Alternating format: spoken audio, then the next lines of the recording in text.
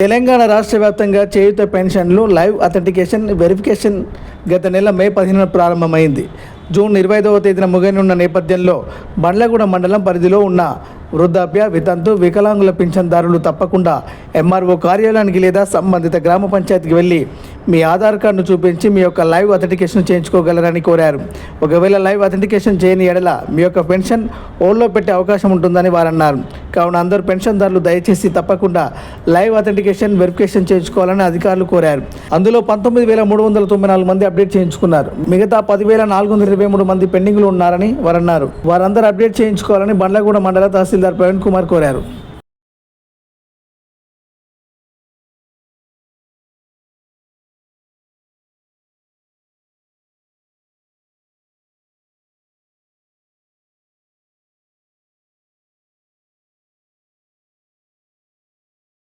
నమస్కారం.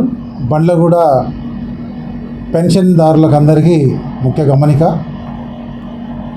మనకి 15 మే నెల 2026 నాడు మనకి ఫోటో అథెంటికేషన్ స్టార్ట్ చేయడం జరిగింది. ఒక నెల సమయం ఇచ్చారు. 15 జూన్ 2026కి మొదటి విడతగా ముగింపు అయిపోయింది సమయము. ఆ తర్వాత 22 జూన్ 2026 వరకు అంటే ఇవాళ వరకు ఇచ్చారు.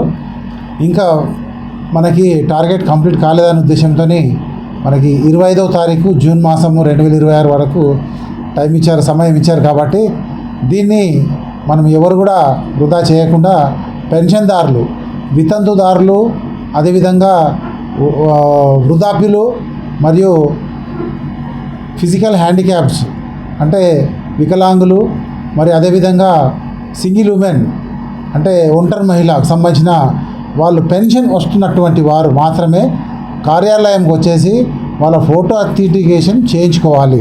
ఇది 25 తారీఖు జూన్ 2026 వరకే చివరి తేదీ. కాబట్టి దీన్ని ప్రతి ఒక్కరూ సద్వినియోగం చేసుకోవాలని చెప్పి ప్రజలకు తెలియజేసుకుంటున్నాను.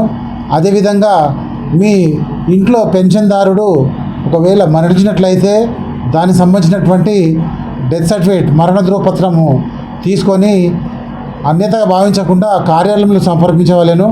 దాన్ని మేము రికార్డ్ నందు తొలగించుటకు కంప్యూటర్లో ఫీడ్ చేయడం జరుగుతుంది. కాబట్టి అలాంటి వారు స్వచ్ఛందంగా డెత్ అయిన వాళ్ళు సర్టిఫికేట్ తీసుకురావాలని చెప్పేసి మరి ఒకసారి తెలియజేసుకుంటున్నాము. Thank you.